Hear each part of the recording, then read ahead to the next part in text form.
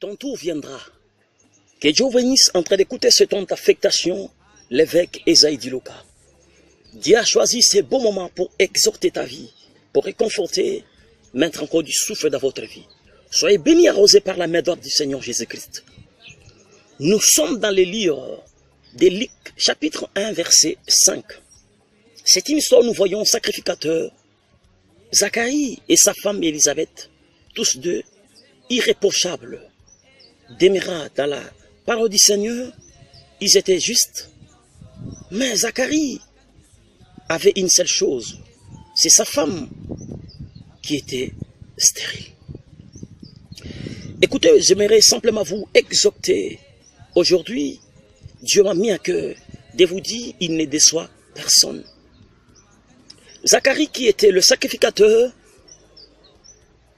bien sûr qu'il était de la tribu de Lévi, et sa femme Élisabeth qui était aussi de la tribu de Lévi, de la famille d'Aaron. Zacharie qui était le sacrificateur à cette période, selon la classe, il a été tiré au sort qu'il devait entrer dans le temple pour faire le sacrifice. Vous allez comprendre avec moi, au moment où Zacharie devait faire le sacrifice, c'est alors que l'ange lui apparut. Vous devez accompagner vos prières par des sacrifices, par des offrandes. C'est ainsi que Dieu interviendra. Lorsque tu attends ta mort, Dieu enverra son Élie. Écoutez-les, tu vivras. La femme de Sarepta, j'aimerais adresser à vous. Ton offrande va parler devant ton problème de célibat, devant ton problème de mari de nuit, devant ton problème qui attendirait. Soyez bénis, arrosés par la parole du Seigneur Jésus-Christ. Zacharie qui était de la classe d'Abia. Dans les mots Abia, nous voyons Abba. Et dans les mots Abba, c'est là nous voyons simplement qui veut dire Père.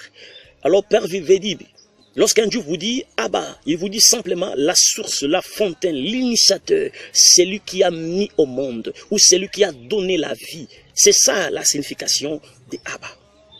J'aimerais te dire que tu es dans une classe d'Abia. Tu es dans une même classe d'Abia, c'est-à-dire tu es dans une école ou dans une classe où il y a Jésus-Christ. Malgré qu'il fait noir, malgré qu'il n'y a rien qui se passe dans votre vie, j'aimerais te dire, Abba est avec toi. Le plus bel moment de dire que Jésus, tu es avec moi, c'est lorsqu'il fait noir. C'est lorsque tu ne mets pas au monde. C'est lorsque le mari t'a quitté. C'est lorsque la femme t'a quitté. C'est lorsque tu es déçu d'une manière ou d'une autre. Confessez dans ta bouche que Jésus, tu es avec moi. J'aimerais te dire en ce net moment que ce qui m'a touché dans la vie de cet homme, le sacrificateur Zacharie, il n'a pas quitté le temple, malgré que sa femme ne mettait pas au monde. Il n'a pas quitté le temple. J'entrais dans son quartier où il vivait.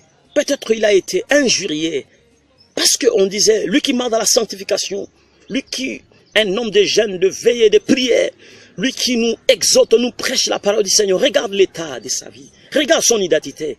Cet homme, je suis sûr que son moral était vraiment abaissé par son état, de la stérilité bien sûr de sa femme. Mais le nom de Zacharie veut dire simplement l'Éternel se souvient. Malgré l'état où tu travailles, l'Éternel se souviendra de toi. Malgré que tu es pauvre, Dieu se souviendra de toi par sa richesse. Malgré que tu es possédé par les esprits de mari et femmes de nuit, Dieu se souviendra de toi par une délivrance. Malgré il n'y a rien et comme griffe dans votre famille, c'est-à-dire une famille qu'on ne relève pas la tête, mais Dieu te fera relever. Soyez bénis et abondés par la parole du Seigneur Jésus-Christ. Le nom de sa femme veut dire simplement l'Éternel a prêté serment. Oh, Élisabeth, j'aimerais te dire que tu traverses des moments difficiles. Il n'y a rien qui se passe dans ta vie. Tu es, je ne sais pas, on se manque de vous par votre état.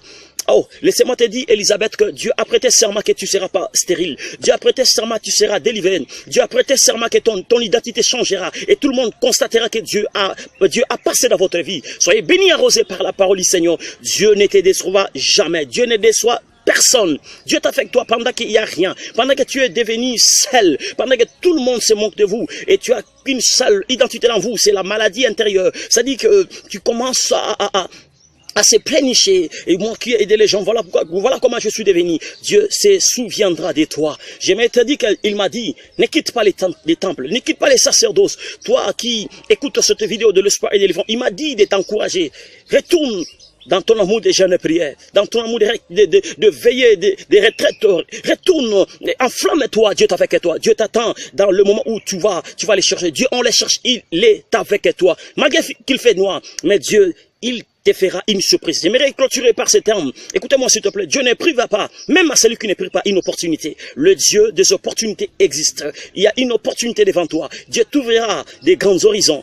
Dieu t'ouvrira des grands horizons de mariage, des affaires, des grands horizons de connexions, des relations. Dieu te mettra au large. Soyez bénis et assistés par les saints anges de Dieu. Dans les noms puissants de Jésus, j'ai ainsi prié. Amen.